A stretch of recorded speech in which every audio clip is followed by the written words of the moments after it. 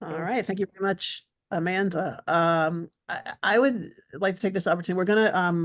Dane is gonna give some brief remarks, and then he and I will chat for a minute, just relatively informally. I've got some questions, and then I'm going to turn it over to the audience. So there'll be plenty of time at the end for questions that you might have. I'd just like to say, Amanda's covered the kind of basics of Dane's career. I would like to take this opportunity to say that Dane, in addition to his extremely impressive scholarly and professional accomplishments, is and has always been one of the nicest and most generous colleagues I've ever encountered. For me personally, from the minute that I've met him, he's always been willing to write letters, to offer advice, to do whatever I have asked. And he's one of the, two or three people who I really look to as a kind of model of how to behave as a professional historian. So I just wanted to take this kind of public occasion to say that. But without further ado, I will now turn this over to Dane, who is going to talk about his newly published book with Cambridge University Press, Mungo Park's Ghost, The Haunted Hubris of British Explorers in 19th Century Africa. So take it away, Dane. well, thank you, Stephanie, for those very kind words. Thanks to the NACBS for launching this wonderful book series, and obviously to Amanda for so skillfully serving as its impresario. And thanks to those of you who are listening in. And I hope we'll have an opportunity to answer any questions you might have or comments. My book focuses on two of the most ambitious and generously resourced expeditions the British ever sent to Africa in the 19th century. And yet you've probably never heard of them. One reason's fairly obvious. They failed spectacularly. But Stephanie has reminded us in her wonderful book, Heroic Failure in the British, that failure didn't necessarily lead to kind of erasure from history, and in fact turned some explorers into national heroes. So other factors are clearly at work here, as I'll try to suggest at the end of my remarks. But first, what I want to do is discuss the aims and outcomes of the two expeditions, and then explain why I think they're worthy of historical study.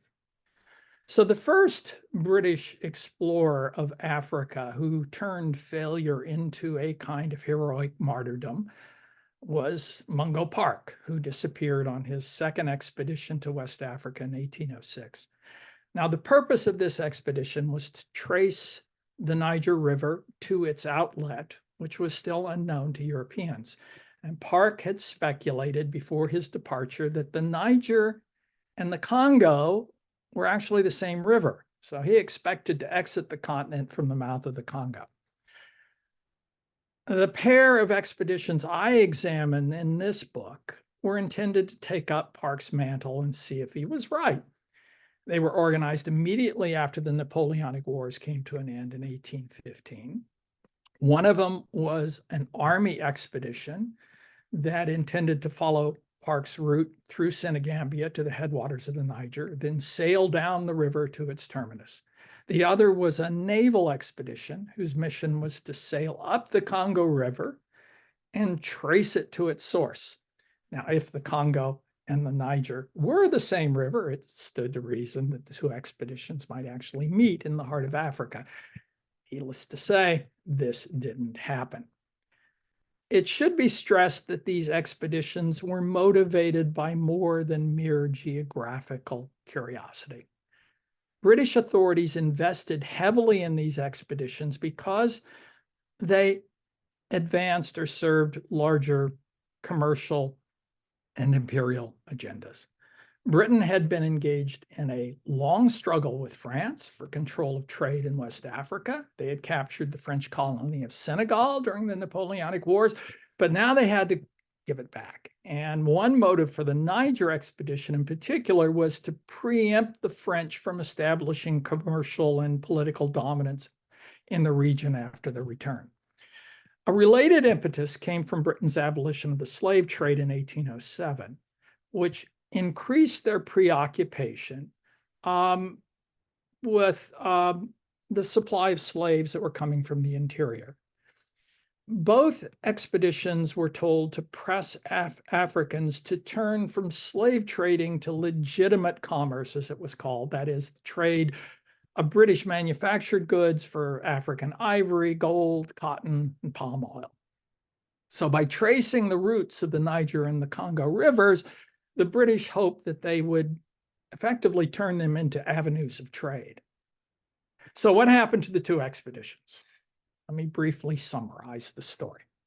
The Congo expedition, which consisted of 2 ships manned by 50 sailors and Marines and accompanied by 5 naturalists, so it was a scientific expedition, sailed to the slave trading port of Boma, which is about 50 miles upriver in the Congo.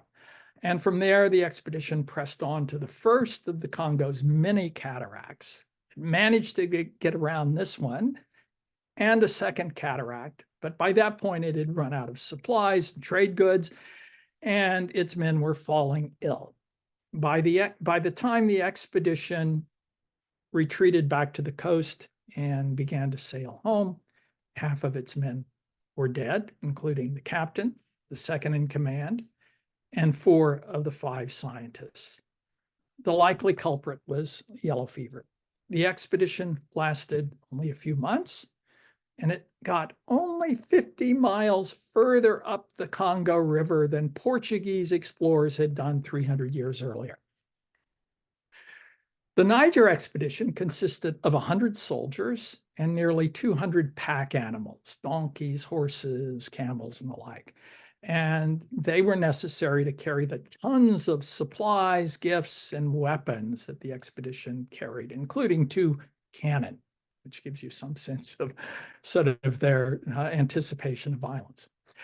The animals that they were using soon died off, forcing the caravan to seek locals as porters, but that placed them in dependence of local leaders, and in particular, the ruler of the state that they were in, called Futa Jalan, who was suspicious of their intentions and did everything possible to prevent them from moving further forward. Soon, in addition, the rainy season came. That stalled any forward progress, and they were eventually forced to retreat to the coast. But they tried again. And although they chose a somewhat new route, or actually the old route that Mungo Park had tried further to the north, it was exactly the same expedition in many ways, and it faced exactly the same logistical and political problems. Pack animals died, caravan ground to a halt.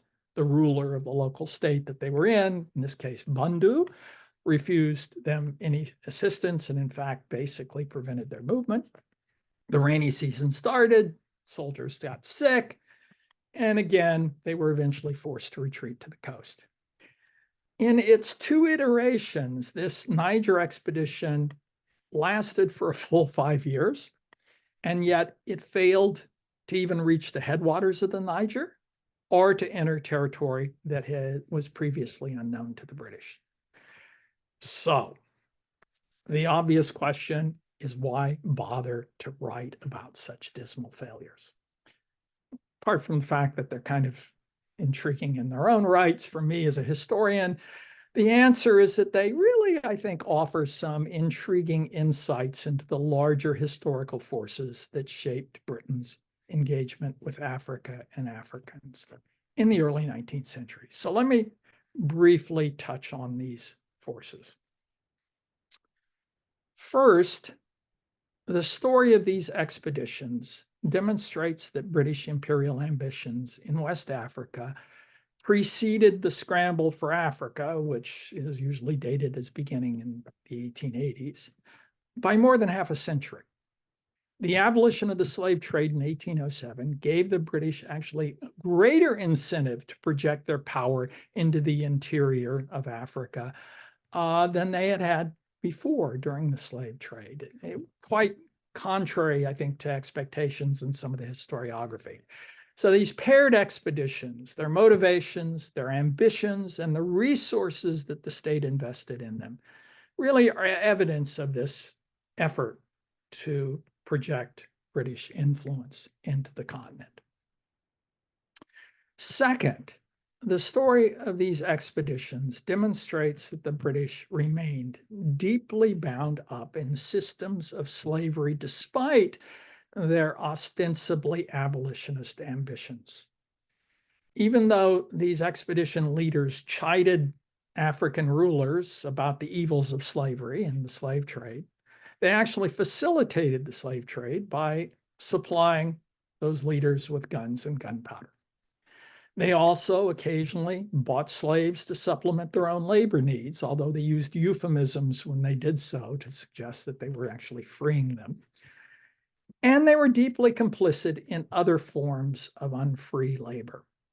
The Niger expedition's military force was a combination of white convict soldiers who basically had been condemned to servitude for life in West Africa, and Africans who had been freed by the British anti-slavery patrols from their slave ships, only to be impressed into British military service when they arrived in Sierra Leone.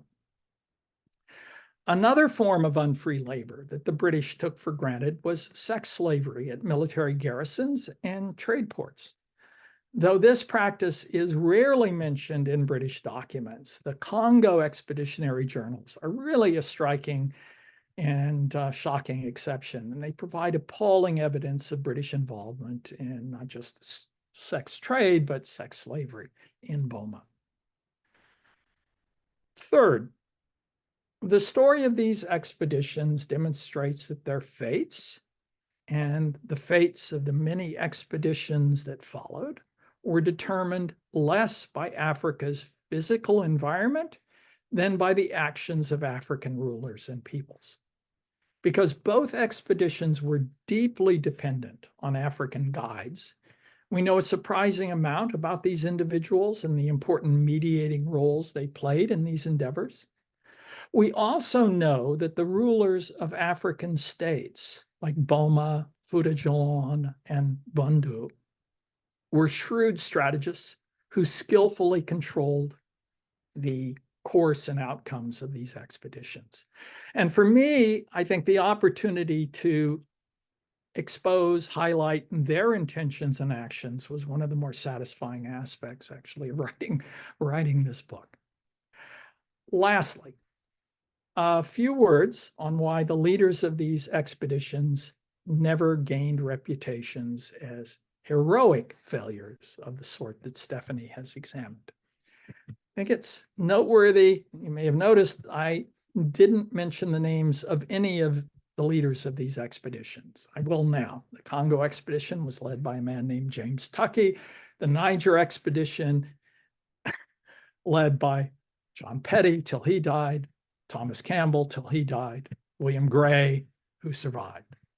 But none of them have escaped obscurity, and there are several reasons. Unlike explorers like Mungo Park, Hugh Clapperton, David Livingstone, who became heroic failures after they had won public acclaim for earlier expeditions, these explorers were unknown to the public before they had been selected to command these two expeditions. So the public really had no awareness of or vested interest in their fates. And as I try to show in the book, the metropolitan authorities who had planned these expeditions and who bore much of the responsibility for their failures very deliberately deflected blame onto the commanders themselves, making use of newspapers and other media to argue that the reason the expeditions became disasters was because of, and this is a phrase that gets repeatedly used, because of the excessive zeal of their commanders. So failures, but certainly not heroic failures. All right, I think I've probably said enough to give you a sense of what the book is about, and I'm happy to hand this over to Stephanie and have a conversation about it. Thank you. All right, thank you very much, Dane. So I've got a few questions, and then I'll open it up to our audience. First question is why the word haunted in the title? I was intrigued by that. Right. I use the word haunted because obviously, I mean, the two expeditions I focus on were haunted by Mungo Park's fate. I mean, you know, what had happened to him is one of the drivers of this entire thing.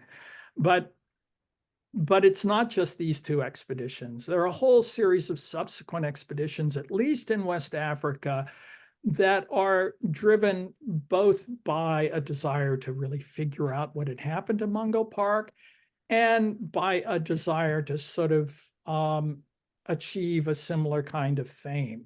And there are explorers we've never heard of, and often because they they die very quickly after they arrive in Africa. But Mungo Park's ghost is hanging over many of these expeditions. Now, not so much in the rest of Africa later on, Central and Eastern Africa. There, he doesn't figure that prominently, but certainly the West African expeditions, he's just this dominating presence. It's part of, you know, sort of he's seen as this great hero, romantic hero, right? And you know, people who want to achieve similar fame look to him as a kind of model. And Why, sorry. sorry. Why do you think he faded away so much later? I mean, you know, he isn't, you know, someone who particularly, I mean, you know, people have heard of him now, but he's not, you know, he's not David Livingstone, right? I mean, he's not, I mean, is it because of the lack of a sort of obvious religious imperative in what he was doing? I mean, why has he been so supplanted in the kind of, you know, even in the late Victorian and then later kind of British imagination by other African explorers? Right. Well, I think David Livingstone sort of hits the mood of the mid-19th century in a way that Mungo Park couldn't sustain. So there was real discussion about Mungo Park's views on slavery, and there was no evidence that he actually sort of thought it was a problem. So by the mid-19th century, you have this missionary explorer, David Livingstone, who comes on the scene, who frames the whole endeavor as commerce, Christianity, and sort of the end to slavery. So he supplants him. Although I would say, at least in Scotland, Mungo Park still is I think, a figure who's reasonably well known. There was a new recent biography of him that came out just last year. So he hasn't been entirely supplanted, but certainly he was overshadowed by Livingstone for sure. And related question, kind of what drew you to this period, to this early 19th century period, right? So a period that doesn't traditionally get as much attention as the kind of Livingstone and onwards era of African exploration. What drew you to this period? Yeah. Well, I mean, in one respect, precisely because it doesn't get that much attention, in a quite sort of practical way, because I had before COVID hit, I had actually done the archival research necessary to write the book, and so during COVID, sitting in my study, it was a convenient thing to do. But also, I think because I came to realize that as I suggested, there are larger historical insights that we can draw from these expeditions and for their subsequent impact, and in particular about the way in which we tend to assume that especially with the abolition of the slave trade, the British said, okay, you know, we're done with Africa, except for stopping others from engaging in the slave trade. Whereas in fact, they were intensely determined to project their influence in the interior. And there are just a whole slew of expeditions that are sent into West Africa in the early 19th century, and it's just astonishing how many there are and how important they are to the British. I'm wondering if we should take a brief aside here and get, because Namada, I think, said she had to get on a plane. Right, So sure, I'm wondering if sure. it might be good. She just asked a question in the chat. So maybe we could address her question and then. Okay, let me see. Begins her novel with an encounter between Mungo Park and the women's. Oh, yes. Oh, geez. Yes. Namada asks how much we can learn about African perceptions of these explorers. And so this gets to the issue of evidence, right? And where our evidence comes from. And for me, the evidence is almost entirely from British sources, the journals of the explorers themselves, the correspondence with people back home, things of that sort. So anything we can glean about the attitudes and the experiences and the perceptions of Africans comes mainly from those sources. But I would say this, that if you find a number of explorers talking about similar reactions by Africans to their experiences, one can indicate there's a real sign here that there's evidence of their attitude. So to give you an example, any number of explorers, and Mungo Park is really the first to communicate this, are astonished by the curiosity that Africans have in them, partly because of their white skin. So yeah, Mungo Park describes how these African women are debating about how he became so white, and they thought that, well, maybe he'd been dipped in milk when he was an infant, and that accounted for it. But there's curiosity about that. There's also a different attitude towards sort of notions of privacy. So all of these explorers are constantly complaining about how they're being touched, they're being probed, they're even when they sort of go off into a hut, that they're being stared at. David Livingstone sort of complains constantly about how everybody's staring at him, and this is a constant refrain. So the larger point here is that there's an immense amount of curiosity about these explorers, and whether that curiosity is combined with a kind of suspicion or fear, I think, is determined by the behavior of the explorers themselves and the degree to which they are seen as a threat. Mungo Park, we only know really about his first expedition. He writes a book about it, and he portrays himself in many respects as a kind of helpless figure, almost a kind of enslaved figure himself who escapes from the slavery of Africa to achieve redemption. So anyway, I hope that helps to answer the question. I'll ask a sort of follow-up, and then maybe others can start. If you've got questions, feel free to put them into the chat, please. Um, I mean, you return in this book to a theme you've explored before, which is the very much so in the last blank spaces in particular, about the role of these indigenous African assistants in these expeditions, right? And the kind of contrast between the sort of swaggering British and then their heavy dependence on these on African assistants to accomplish what they want to accomplish. And I just wonder if, looking at this, you looked at it again, that's in a slightly later period in the last blank spaces, and then this slightly earlier period here. I mean, how did you see changes in that role in terms of how Africans were functioning as aides to these British expeditions?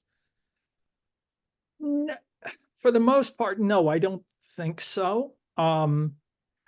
What struck me in the first book, the argument I made is that many of, not all of, but many of these intermediaries, these guides, these go-betweens and the like, were what I describe as deracinated figures. That they come from African societies, but they had often been themselves enslaved or displaced from their communities by war or, say, colonial expansion, and were finding a role for themselves between worlds in a way, partly because they couldn't go back to the world and the community that they had come from.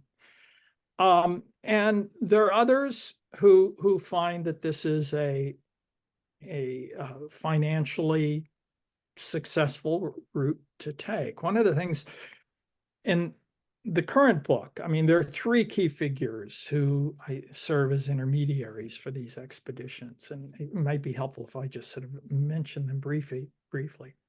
For Mungo Park's first expedition and his second, he relies on a African trader named Isaac, who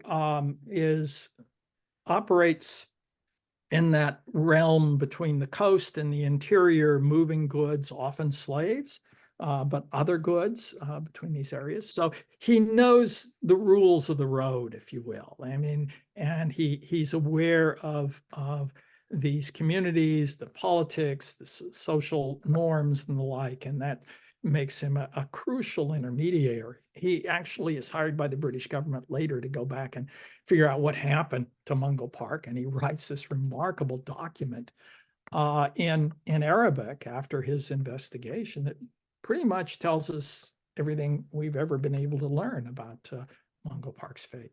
So very interesting character. Adrian Partouré is the main guide for the Niger expedition. He too is a trader in that region, actually in Senegal for the most part. It's hard to know much more about him than that, but he's absolutely critical to the operations of the Niger expedition. And then finally, the one that I found the most intriguing is a guy named Som Simmons, the key intermediary for the Congo expedition.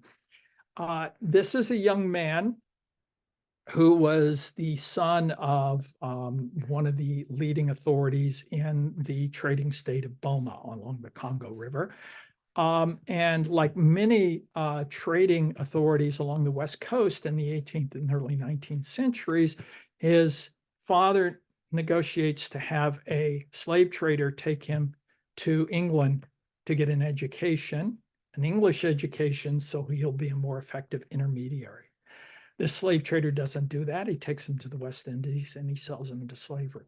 Som Simmons manages somehow to escape by actually volunteering and serving on a British naval vessel, and eventually makes his way back to Britain, where he comes to the attention of James Tuckey, the founder, the leader of the expedition, because he comes from that area and he's recruited. And there's this extraordinary scene in the journals of James Tuckey and also the leading scientists of the expedition, where they describe of how when they return to Boma, it's like the return of the prodigal son. The father is just absolutely thrilled to have him. He embraces him. He sweeps him off. When Som Simmons returns later, he's dressed in the finery of the region. He's being carried on in a palanquin and the like. But he's crucial, absolutely crucial, to persuading the Boma authorities to give the expedition permission to go further upriver. If they had wanted to block this, and there was real concern that the British were in fact trying to stop their trade in slaves, they could have done so. Without Som Simmons, this never would have happened. But he is particularly one of these deracinated figures who's sort of removed from his community, but eventually goes back.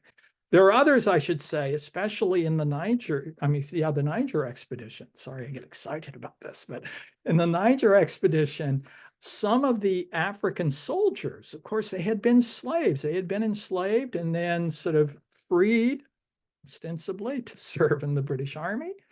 There's a real debate among British authorities about whether to use them in this expedition, because the fear is that they'll return to areas they had come from and then go AWOL, return home. And some of them do.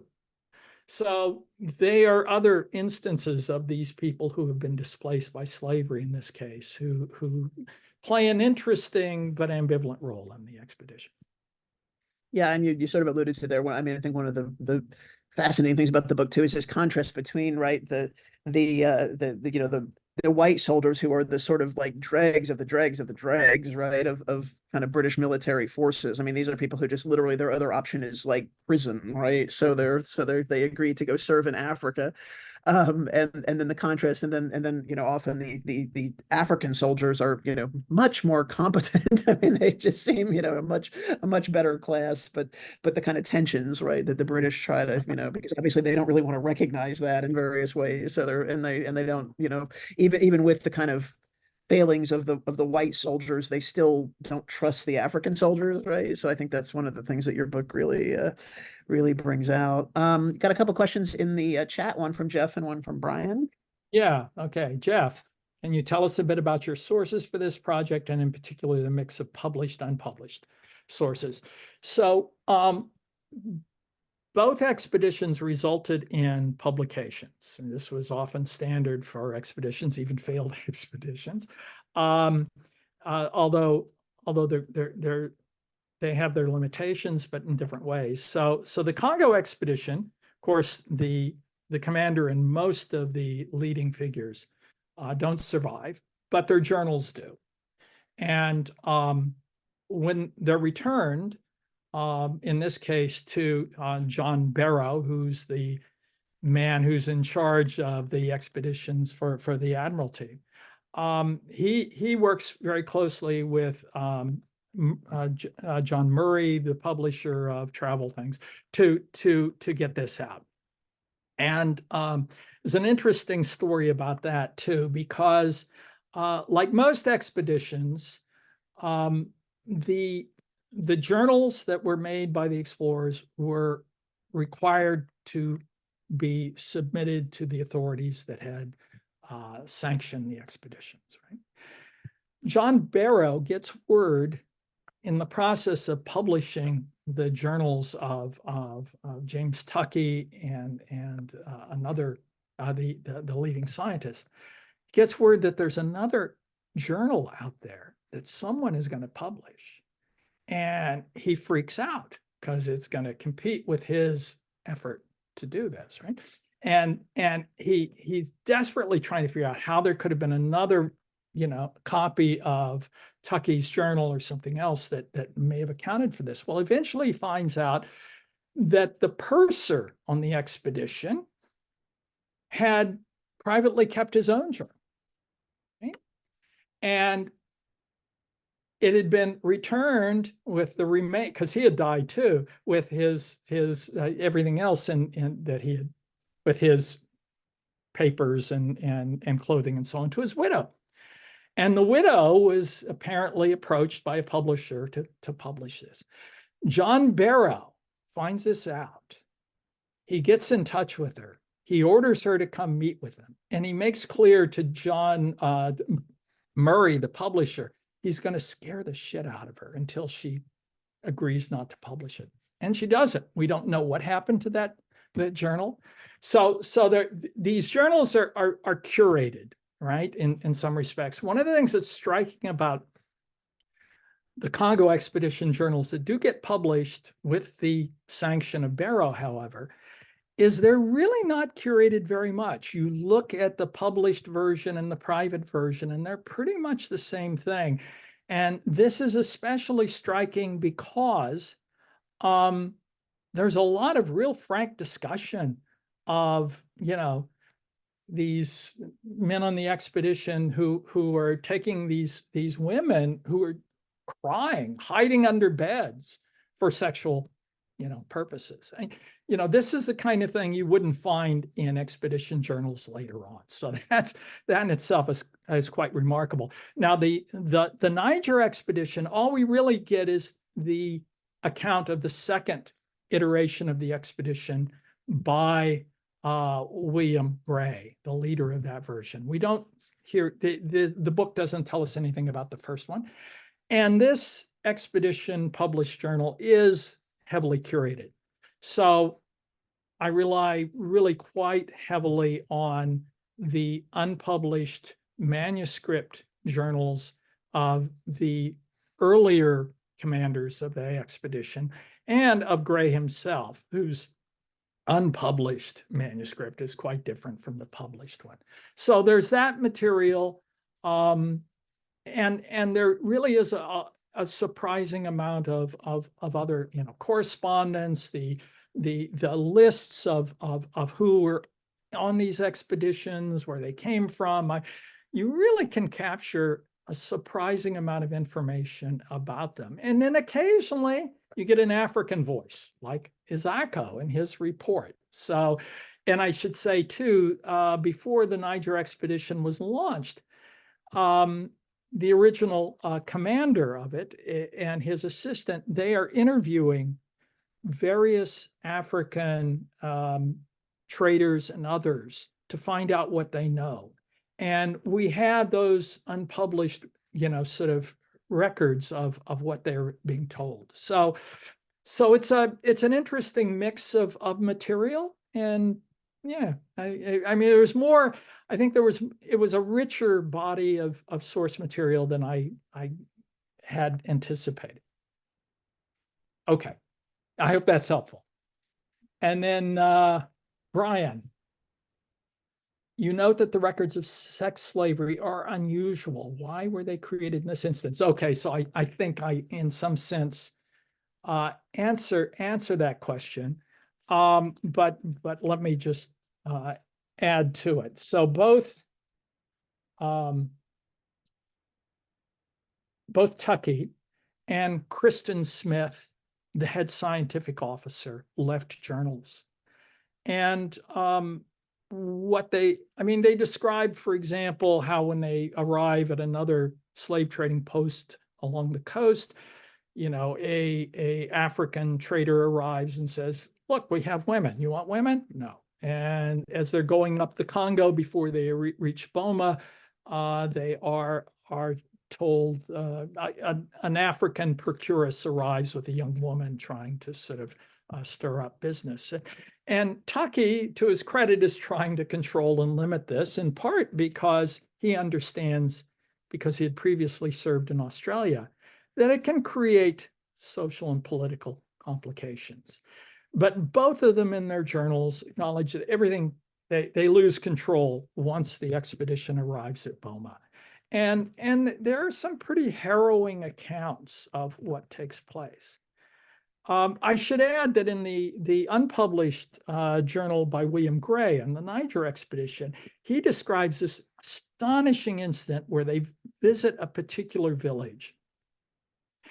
And this they observe a ceremony where a spirit medium, clothed in the branches of a tree and so on, arrives to preach to the young women in the village to watch out for these white men, and to watch out for them because, we know what they want, and it's not going to be pretty. So they're aware of the kinds of sexual demands that are being made, and they're also engaged in efforts to mitigate and limit the damage that comes from that. So I think there's some surprisingly revealing evidence comes out of these journals about that sex trade.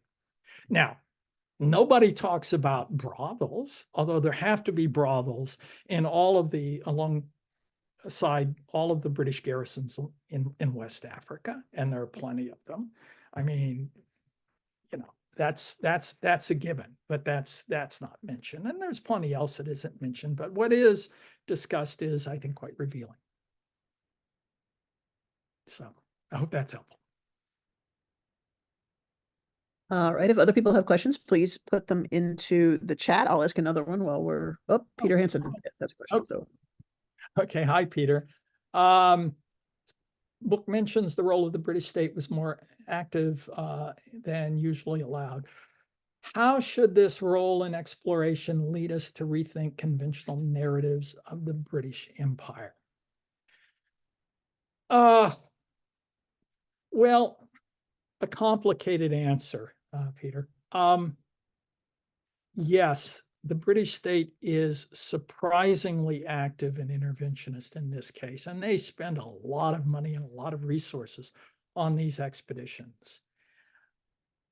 They do so at various other points in time for other expeditions, but they're pretty selective. So there are any number of important expeditions that take place where the British government keeps its distance.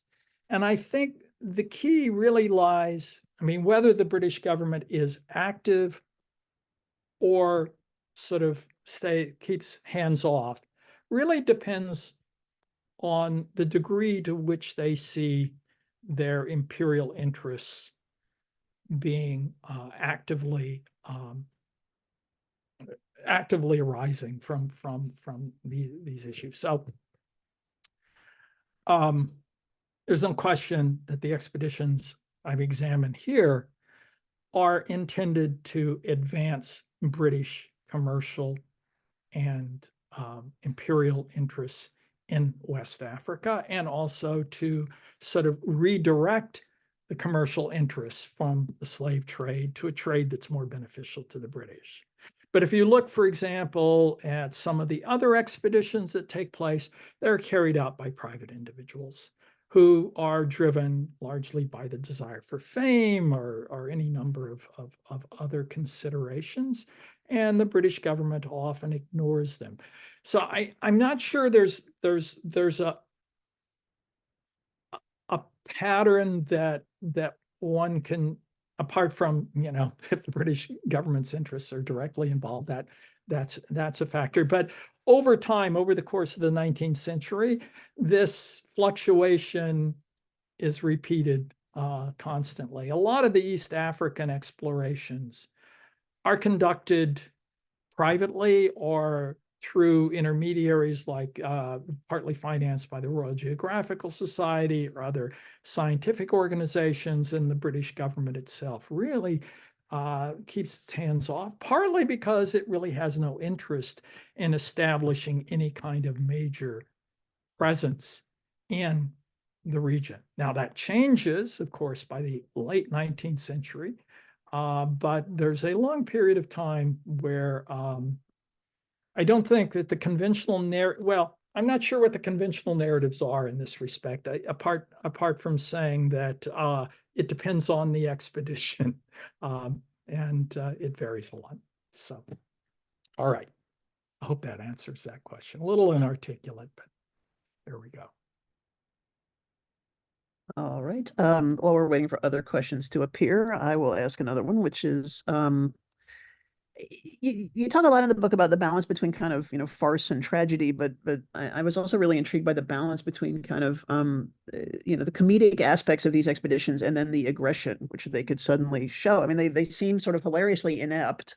And then suddenly they produce these moments of like incredibly bloody and horrible violence. And so I was wondering, as an historian writing about these, how did you strike that balance, right, between the temptation to, you know, to kind of poke fun at them and because they are quite ludicrous at times, and then, you know, kind of, and also handling sensitively the kind of death and destruction that followed in their wake.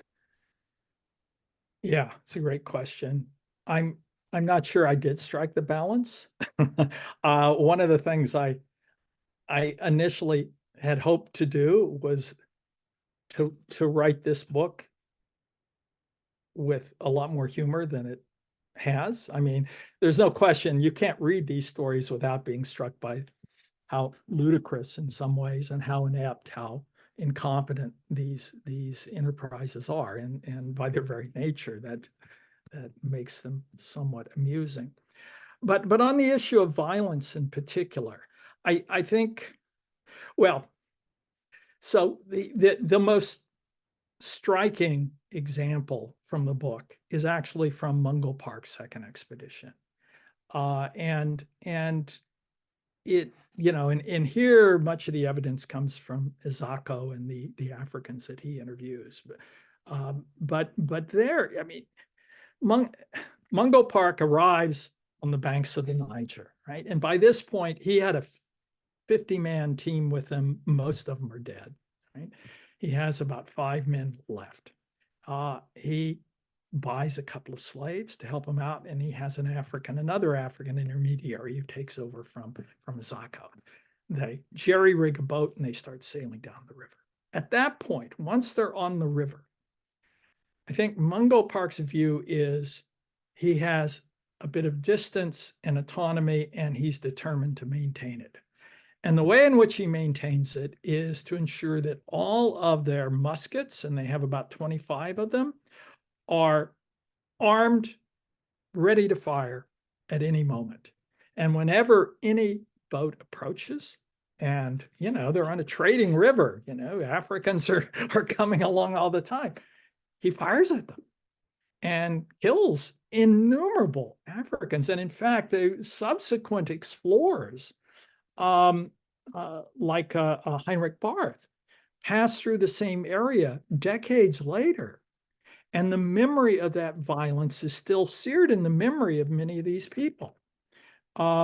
He meets this one old man who shows him the scar from the wound he has in his leg from a bullet that was fired by Mungo Parker's men.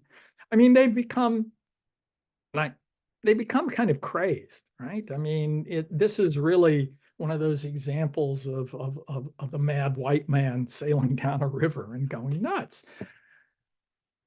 You don't see the same level of violence in the expeditions I focus on, despite the fact that the Niger expedition in particular is armed to the teeth. 100 soldiers, cannon. I mean, they're prepared to meet violence with violence, at least initially. But two things happen. One is their logistics break down. They have to abandon the cannon and a lot of the arms themselves because they can't carry them anymore. But two, they recognize that they're just not prepared to meet with violence the potential. I mean, they don't want to get into conflict with these African states. These are warrior states. They're engaged in a great deal of warfare with one another.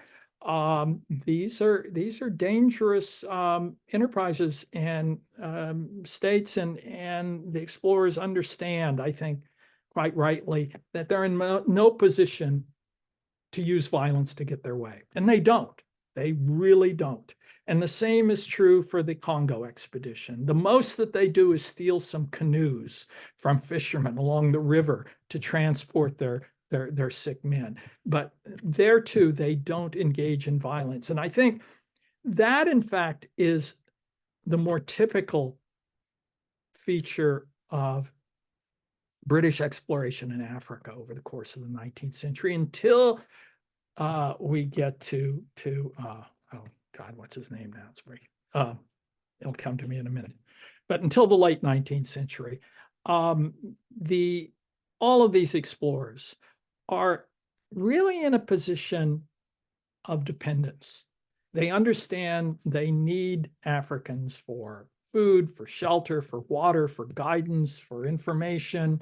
They know that these Africans can mobilize more powerful forces than they possess, and they tread carefully. And that's one of the arguments I make in the earlier book, the Last Blank Spaces, is that they don't use violence for the most part.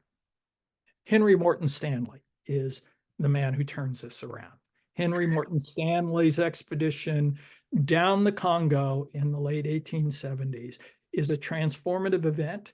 He marches through that territory basically as a invading army. He has hundreds of men. He also hires Arab slave traders and their men to help him out, and they lay waste wherever they go. And then his subsequent expeditions do the same thing.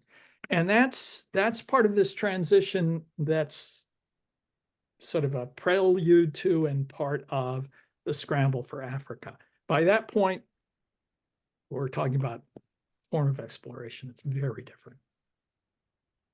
Got a question from Nadia in the chat. I've published a lot of books. Wonder if you could talk about how that process has and has not changed. Oh, wow, that's a great question. And what your publishing experience was like this time around as we see the industry change. Yes, Nadia, that's absolutely true. I've been very struck by this. Well, one of the ways in which it changes is that you have to market and promote your books yourself, and you have to do it in different ways. So, for example, I'm really grateful to the NACBS for opening up this venue for people to talk about their new books, because it's very difficult to get that attention otherwise. I've also done 2 podcasts. Neither of them have been released yet. I hope they will, but they too are intended to bring notice of the book to the attention of potential readers. But reviews in newspapers, reviews in other conventional media simply are just much harder to scrounge up than they were in the past. Now, the publishing experience itself, I mean, it's hard to say. This book is published by Cambridge. I had never published with Cambridge before, so there are certain differences in terms of how that played out. I'm sure that publishers are increasingly under strain and have to cut resources. But my experience was a positive one. So, but yeah, it's a different world, a different publishing environment than it was, 10, 15, 20 years ago. And I see Namada has asked a question too. So, I'm not sure you've spoke of this already. And if you did ignore, but does the impetus to Christianity, to Christianize and civilize, play the same role in the early period of exploration? Yeah, that's a good question. I mean, it's there in the background in particular. I mean, let's keep in mind that one of the sort of the anchors of British interest in West Africa after 1807 is their colony of Sierra Leone, which previously had been a private missionizing operation, bringing Africans, people of African descent from Canada and the Caribbean.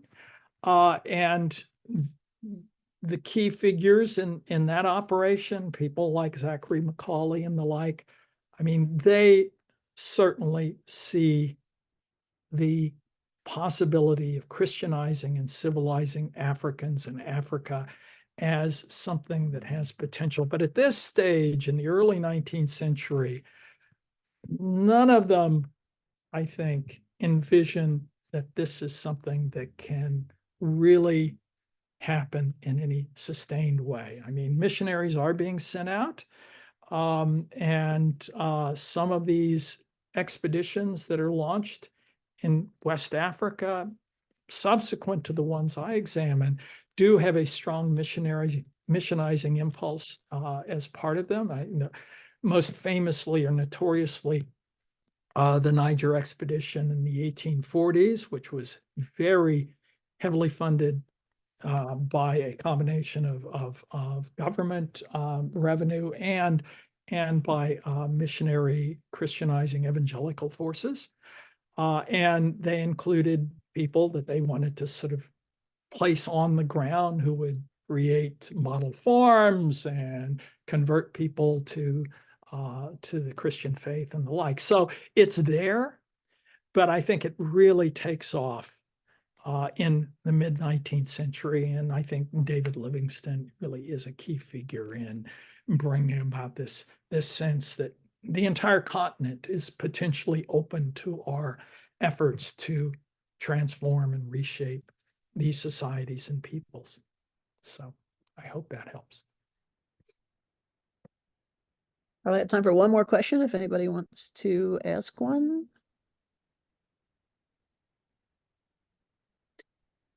Well, I mean, Dan, I just wanted to really quickly, like, you talk about the kind of failed myth making around. I mean, mostly because they're these expeditions. I mean, I thought about that a lot when I was writing about heroic failure. Like, is it heroic failure or is it just failure? Right? And these 2 expeditions are pretty much just failure, which sort of explains why they weren't mythologized. But that's not for lack of trying, right? I mean, I think one of the most fascinating parts of the book is where you talk about how there was this kind of brief period after they get back, and then, you know, John Barrow and other people are trying to kind of make sure that the right story gets told. Ultimately, no story gets told, but it is there are these attempts. And so maybe you could talk a little bit about um some of the ways that there are efforts to kind of control the narrative after they get back. Yes. Well, I mean, that's a crucial part of any account of exploration, because none of these expeditions, in terms of the way in which they're communicated to the British public, are unmediated. And there's been some wonderful work on that. Obviously, the aim is to portray them in the most positive light possible. And that entails, for example, censoring these expedition journals. It's why the one from the Congo expedition is so astonishing, and it hasn't been censored in quite that way, but it comes, I guess, a bit before the real onset of Victorian values. But yeah, they're constantly trying to sort of, well, let's frame this in another context. Now, the 19th century is a century of, for the British, largely peace, at least in relation to Europe, right? And exploration and expeditions and explorers become, in some ways, the substitute for military heroes. Many of them come from military backgrounds. And so there's a real incentive, I think, for a domestic audience, and it's carried out by publishers, by the Royal Geographical Society, by various others, a real incentive to make these expeditions sound as heroic and successful and important as they possibly can.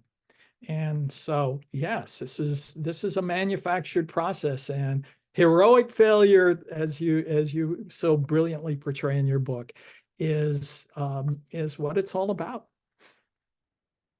All right. Well, I think we are pretty much out of time. So thank you so much, Dane, and I'll turn it back to Amanda just for a closing word, I guess. No, I just thank you guys both. Thank you, Dane and Stephanie, for talking with us today. Thank you All right, so thanks much. so much. And thanks Thanks everyone so for much, everybody, coming. for attending. Bye-bye. Bye.